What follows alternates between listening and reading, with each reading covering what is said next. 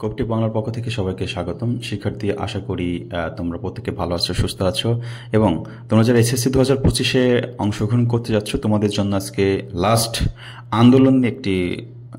সর্বশেষ একটি নিউজ তোমাদেরকে দিচ্ছি। সেটা হচ্ছে, তোমরা দেখেছিলে গত কয়েকদিন যাবৎ কিছু শিক্ষার্থী আন্দোলন করেছিল এবং গতকাল শহীদ মিনারের সামনে অসহযোগ আন্দোলনে ডাক দিয়েছিল এবং তারা কিছু নির্দেশনা দিয়েছিল যে তোমার শিক্ষা বোর্ডের সামনে সামনে আন্দোলন করতে, অবস্থান কর্মসূচি করতে। কিন্তু আমরা দেখেছি এমন কোনো নিউজ পাই নাই যে কোনো শিক্ষা বোর্ডের সামনে শিক্ষার্থীরা এভাবে আন্দোলন করেছে।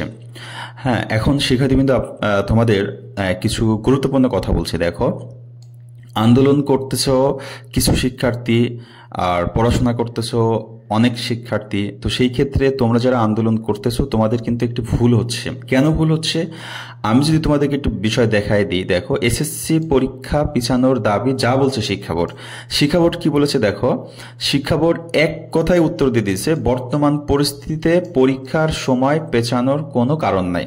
তার মানে 10 তারিখে পরীক্ষা অংশগ্রহণ করতে হবেই।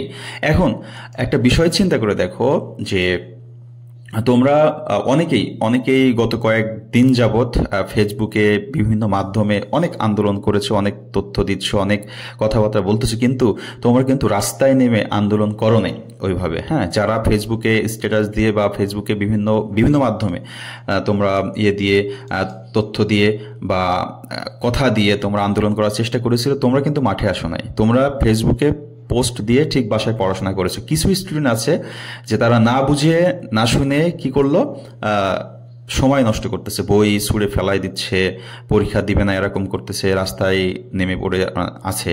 সবাই কিন্তু এরকম নাই। তুমি তোমার কথা চিন্তা করে দেখো, তোমার বন্ধুর আশেপাশে যেই স্টুডেন্টগুলো ছিল, তোমার আশেপাশের মানুষ সবাই কি তোমার সাথে আসে নাই?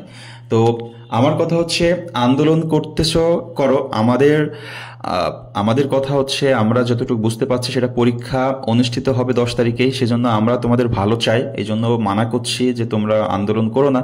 শুনবা কি না শুনবা সেটা তোমাদের বিষয়।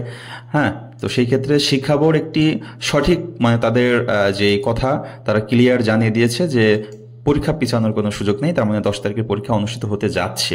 সেই ক্ষেত্রে অসহযোগ যে আন্দোলন ডাক দিয়ে যারা রাস্তায় কিছু স্টুডেন্ট রাস্তায় নেমে আন্দোলন করার চেষ্টা করছে, তোমাদের কথা বলছি, একটু চিন্তা ভাবনা করে দেখো কি করবে।